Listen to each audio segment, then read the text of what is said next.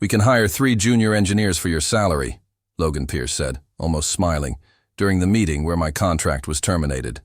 Nothing personal, just cost-cutting. My name is Ethan Rhodes. I'm 55 years old, and until that Monday morning, I was the lead systems engineer at Summit Residential Systems, a property management firm, headquartered in Charlotte, North Carolina. I'd been there for 18 years. Built the tech infrastructure they now rely on every single day, from the first lines of code to the multi-tiered security architecture. I wasn't just a part of the system. I created it, and yet none of that mattered anymore. I sat across from Logan Pierce, the newly hired chief technology officer who had been with the company for less than 6 months. He was 42, wore polished horn-rimmed glasses, and held an MBA from Cornell. He had been brought in to modernize operations, which in investor speak meant cutting the highest paid and most experienced staff. A legacy personnel restructuring plan. Susan will walk you through the paperwork, Logan continued, gesturing to the woman beside him. Susan Bennett, the head of HR, slid a beige folder toward me. It's a fairly generous severance package, she said softly. 2 months, salary plus any unused vacation days. I nodded and took the folder. Thanks. That's it? Logan raised an eyebrow slightly, as if expecting a reaction. Anger, threats of legal action, or at the very least, a complaint. Maybe he'd prepped for a confrontation. A story to tell the board. He made a scene. What would you like me to say? I replied, looking him in the eye. This seems pretty straightforward. Logan glanced at Susan. Both looked puzzled by my calmness. They didn't realize I wasn't calm. I was simply finished. There's a difference. When you've seen it coming, when the signs have been there for months, the final blow loses its weight. It just becomes the closing line of a script already written. We'll need your help with the transition, Logan added, clearly softening. The new engineers will need some guidance. We might consider a short-term consulting contract. I'll think about it, I said, though I already knew I wouldn't be back. We shook hands. His palm was dry, the grip light. I returned to my office and packed my things. 18 years of work condensed into a small cardboard box. A few notebooks, a server model I'd hand-built for an internal presentation, and a photo of my wife, Karen, and me by Lake Michigan last fall. We laughed so hard that day, the light catching her hair made everything seem golden. I walked the hallway quietly. A few co-workers avoided my gaze. That awkwardness was familiar, the contagious fear that spreads when someone is let go. No one wants to see their own future reflected in someone else. I didn't blame them. By the time I reached the parking lot, my phone buzzed in my pocket. A message from Mike Carver, the database admin I'd hired 12 years ago. Mike, Ethan, people are freaking out. The whole tech team is in shock. I didn't reply. That evening I sat on our back porch, a glass of bourbon in hand, cold wind from the lake cutting through. Karen rested her hand on my shoulder.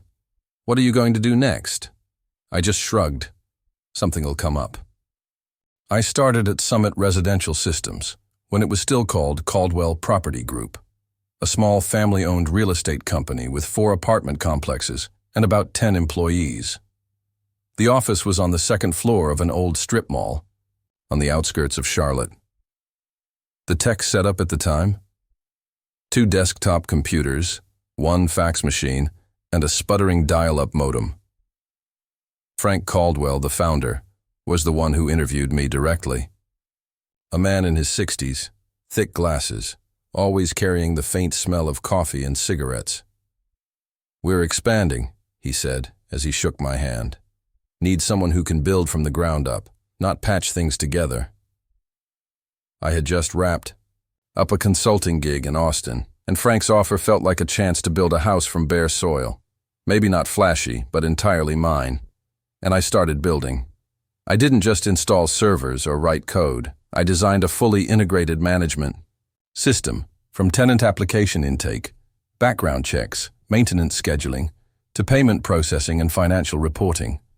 I linked it all into one seamless platform, upgraded step by step as the company grew. Not with off-the-shelf software, but with code I wrote myself, optimized to the company's exact operations. Over 18 years, that system grew with the A company. When Frank retired, his son Tyler Caldwell took over, and not long after, sold everything to an investment fund based in Atlanta. They rebranded it as Summit Residential Systems, changed the signage, repainted the offices, and brought in a wave of new executives armed with MBAs and polished presentation slides. I was kept on, initially because no one could deny how well the system I built performed. But then, things started to shift. The first meeting I was excluded from was the quarterly strategy session. Then came the budget meeting. I submitted a proposal to hire a technical documentation team, something I'd requested year after year. Susan from HR said, "It's not a priority. Maybe we'll consider it next quarter." Next quarter never came. Instead, the external consultants started arriving. Young, fast-talking people throwing around terms like digital transformation and cloud-based optimization. They listened to me explain the current system with glazed eyes, then suggested migrating to third-party packaged software. I pushed back, not out of ego, but because I knew the current system worked.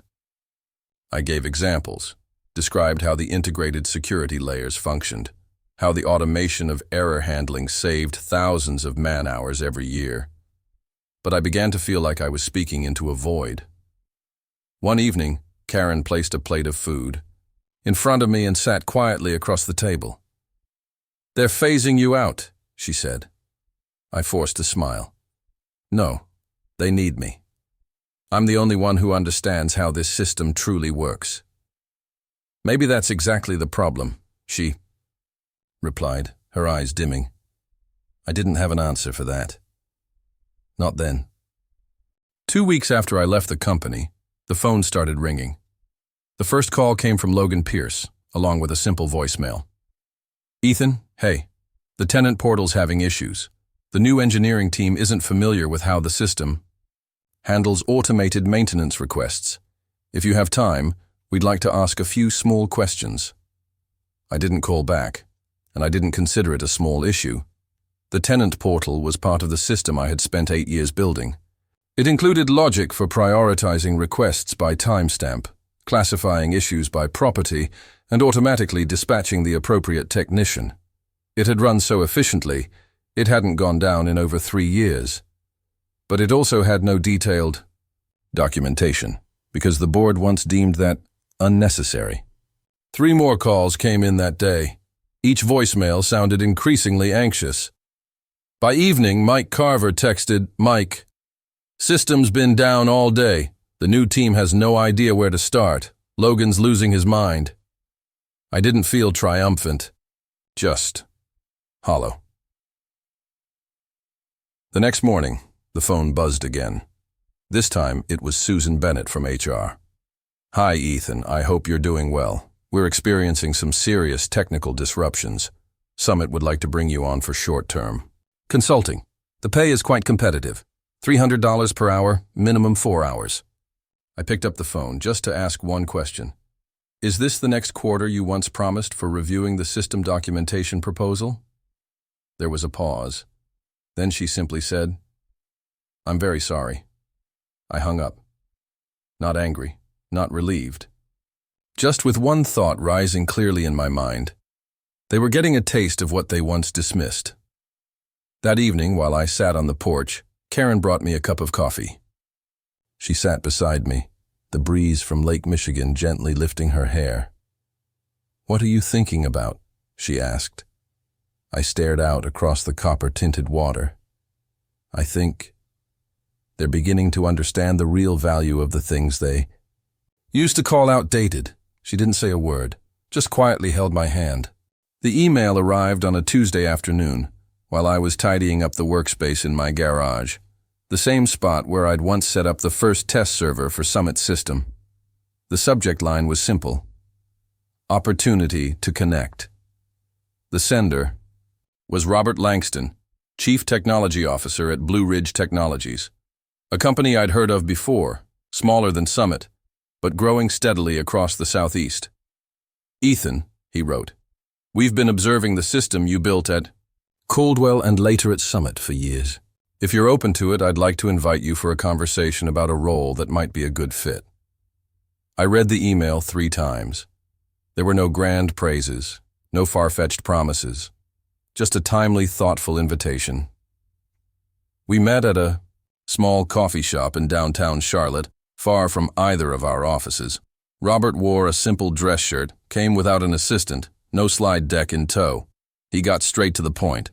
We're rebuilding our entire tech infrastructure for EA property management, but we don't want something that just looks good. We want something that's reliable. And I believe you understand what that really means. I asked, why me? There are plenty of younger, talented engineers who pick up new tech faster than I do. Robert smiled. We've tried that route. They designed us a very sleek interface, and the system crashes every time more than 100 users log in at once. I gave a small nod. I get it. Robert continued. We'd like to offer you the role of Chief Systems Architect. Full control, from architecture to deployment. The salary is 20% higher than what you earned at Summit, equity options, and full authority to build your own team. I sat quietly for a moment. I didn't need the title. I wasn't looking for a chance to get back at Summit, but there was something I'd never had in 18 years there. Trust from the very beginning. I'll need time to think, I said. Of course, Robert nodded. But I hope you'll choose to build something that lasts. One more time. We shook hands. His grip was firm, warm, not too tight, but genuine. That evening, when I told Karen, she didn't ask any questions. She just smiled and placed her hand over mine. Seems like, this time, they know what they've got. I hadn't yet replied to officially accept Robert Langston's offer when Mike Carver showed up at my doorstep on Friday morning, carrying a backpack and a heavy expression. Got a minute? He asked. I nodded and led Mike out to the back porch. The sky was overcast that day, the lake a solid sheet of cold gray metal. Mike set the backpack down, pulled out his laptop and a stack of printouts. He didn't beat around the bush. I tried helping the new team decode the payment processing system, he said. They're stuck at the input error handling module. They don't understand your isolated backup mechanism, and I can't explain it without documentation. I know, I said quietly. Mike opened a few files. While I was searching, I accessed an old archive from the email system. Most of the data had been wiped, but some backups were still intact, and I found this. He pointed to a thread of emails, sender, Logan Pierce, recipients, Tyler Caldwell, board members, subject, technical restructuring plan, phase 1. I sat in silence, reading every line. Logan had written, the system developed by Ethan Rhodes is unnecessarily complex. The lack of documentation leaves the tech division overly dependent on a single individual. I propose removing this staff member and migrating to a more controllable, third-party solution, estimated to save over $1.2 million in the next 3 years. Below that was a chart, cost analysis, and one chilling note. Rhodes should be eliminated first to set an example for other senior personnel. I sat still, in the wind. How long has this been going on? I asked. The first email dates back 8 months, Mike replied. You weren't let go because the system was outdated. You were let go because it was too effective. I leaned back in the wooden chair, feeling like someone had just drawn a line across my chest. Not from shock, but from the confirmation of what I'd suspected all along. There's one more thing, Mike said, lowering his voice. Word internally is, Summit's about to be sold. The investment fund behind it wants to cash out before year's end. Logan was brought in to clean the books and boost the profit margin. They don't need a sustainable system. They just need pretty reports. I looked out at the lake. Small waves bumped into each other and vanished. Everything was starting to make sense. So, what now for you? I asked, Mike gave a slight smile. I quit yesterday. I'm not the only one. Half the engineering team's already gone. And I've got a question for you. Yeah? Does Blue Ridge need a database admin? I looked at him. A look that needed no words. 10 years of working side by side didn't require a contract to define trust. I'll call Robert tonight. 2 days later, while Karen and I were walking along the lake, my phone buzzed. It was an unfamiliar number with a Boston area code. I hesitated for a moment, then answered. Mr. Rhodes? A calm, composed voice of a middle-aged man. This is Daniel Whitmore, CEO of Whitmore Realty Group. His name wasn't unfamiliar. Whitmore was Summit's largest client, accounting for nearly 30% of its annual revenue. They relied entirely on the system I had built, from application, processing to payment automation and maintenance management. And if I wasn't mistaken, they were having problems. I understand you're no longer with Summit, Daniel continued. And I've also been informed that our system has been experiencing serious issues since your departure. I stayed silent, letting him speak. Lately, we've noticed errors in payment data, misaligned maintenance schedules, and Summit's tech support hasn't been able to offer any clear explanations. We're considering terminating our contract with them. I'm sorry to hear that, I replied, keeping my tone neutral. No need to be sorry, he said with a slight chuckle. I'm calling because we're exploring alternatives. I understand you're now working with Blue Ridge Technologies. We'd like to know whether Blue Ridge could take over our entire management system. I paused for a few seconds.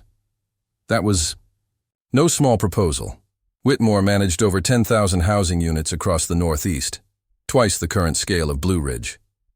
I'd need to assess our infrastructure, I said, and discuss it with Robert, but with proper support for scaling, it's possible.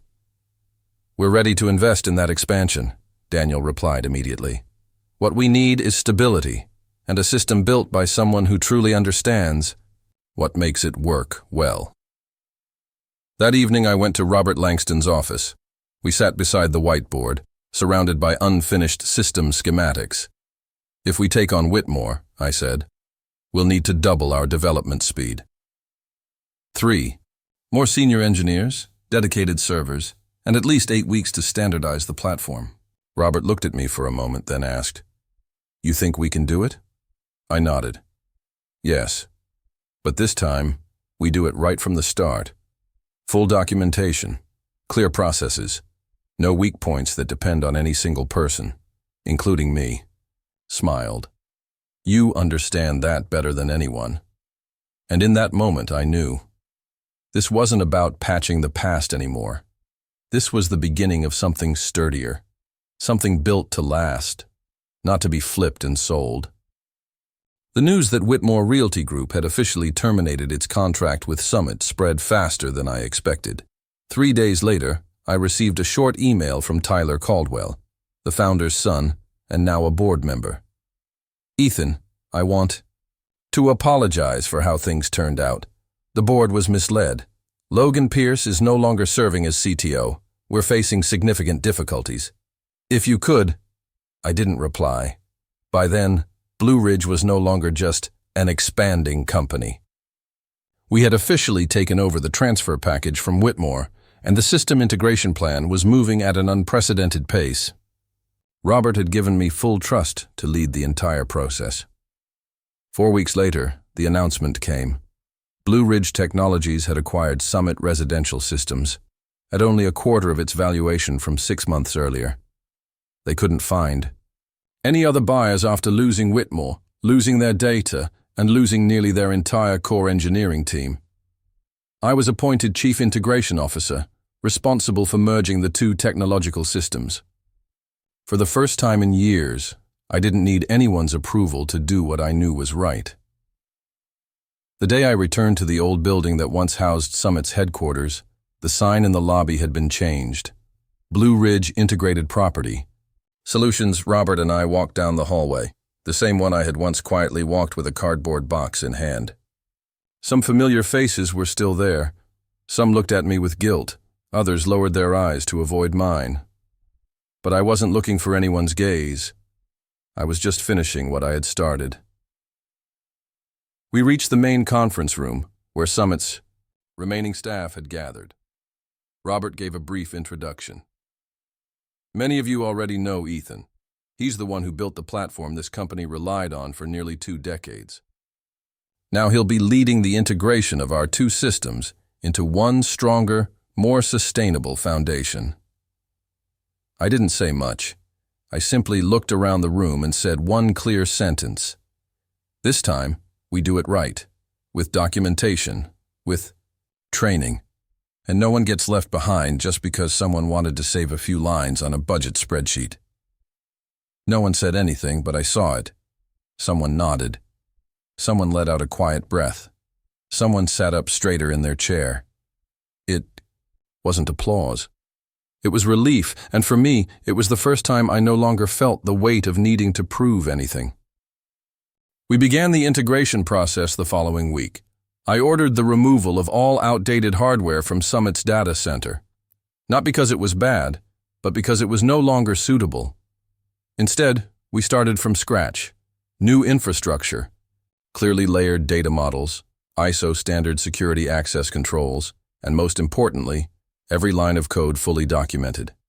I emphasized that to every engineer involved. A line of code isn't done just because it runs, I said during our first team meeting. It's only complete when someone else can understand it, fix it, and operate it, without needing to call the original author. To me, that wasn't just a lesson from Summit. It was a promise. A way to protect what I was building from the very mistakes that once brought it down. Mike Carver came back, this time as the head of the database group. He was the first to build the data migration tool that bridged the old system to the new platform. Every afternoon, we'd eat sandwiches on the 3rd floor balcony overlooking the small park below. We didn't talk much, just nodded now and then when a feature performed exactly as designed. It was trust without spectacle.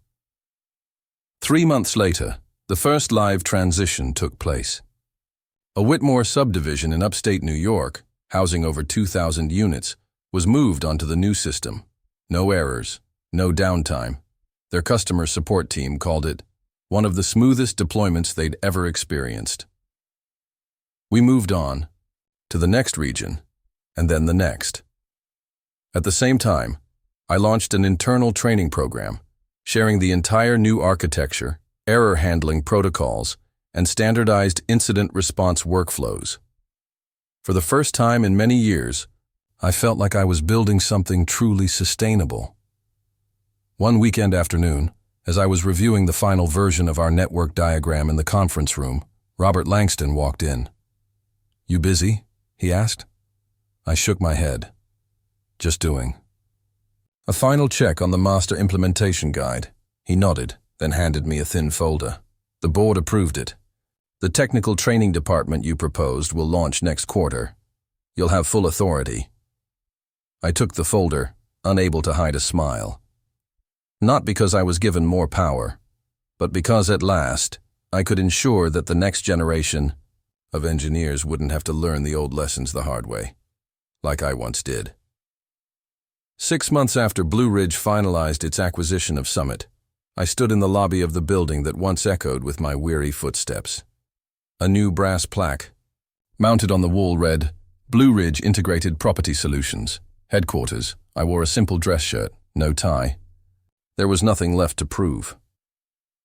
I walked alongside Robert Langston, not as a visitor this time, but as someone leading the way. We moved through each department, spaces that had once held doubt, maneuvering, and silence. Some former Summit employees still remained. A few looked down at their desks as I passed. Others gave faint, uncertain smiles. But there were also quiet nods, enough to let me know. They remembered. They knew. Logan Pierce was no longer there, nor were the executives who had signed off on my dismissal. They had all left, quietly, as they had always done, leaving behind nothing but budget summaries and restructuring strategies on paper. In the large conference room, where the integration plan was being introduced, Robert addressed the combined staff of new and old employees. Ethan Rhodes is the person who built the system this company relied on for nearly 2 decades, he said. Now, he'll be leading the integration of a new platform, one that connects both legacies, the old and the new, not just in technology, but in people. I stood without a prepared speech. I'm not here to say I told you so, I began, my voice calm. I'm here because I believe this. Any system, if built right from the beginning, doesn't need saving later on. I didn't say much more, just outlined the deployment plan briefly, emphasized that no one would be left behind, that no one was a spare part. Everyone would be trained and equipped to step into the new system without needing someone to hold their hand. We closed with applause, not the loud, celebratory kind. Just a steady rhythm of hands in a well-lit room that had once been a stage for exclusion, now a place of new beginnings. 1 year later, the integrated system was complete. Blue Ridge became the largest property management company in the Northeast. Every complex ran on the platform I designed, this time with documentation, with a capable team, with scheduled maintenance and transparent incident handling processes. A crisp autumn morning, I arrived at Robert's office as usual. Crimson maple leaves lined the edge of Lake Michigan. He invited me in and placed a folder on the table. The board just approved your proposal, Robert said. Next quarter, the technical training division officially launches. You'll be its first executive director. I didn't respond right away. I flipped through the pages, preliminary curricula, instructor recruitment plans, documents on building a technical culture. I nodded. Thank you. Robert shook his head. No, Ethan. We should be the ones thanking you. You didn't just rebuild a system. You rebuilt the very foundation a company should stand on: people, knowledge, and sustainability. That afternoon, as I packed up to move into the new department, Tyler Caldwell appeared at my door. He stood there, hands in his pockets, his expression hard to read. My dad asked about you, he said. He's living in Florida now, still follows the company news. When he heard you were back, he smiled and said, "Looks like they finally learned their lesson." I smiled, unsure how to respond. Tyler gave a small nod. He always said letting you go was the biggest mistake Summit ever made. I left the building as the sun dipped low. The lake breeze was gentle, the waves catching streaks of gold and amber. Inside, I didn't feel victorious. I didn't feel vindicated, only peace. The quiet peace of someone who had once been discarded, but chose not to seek revenge. I had nothing left to prove. All I had to do was keep building and let the results speak for what they should have understood from the beginning.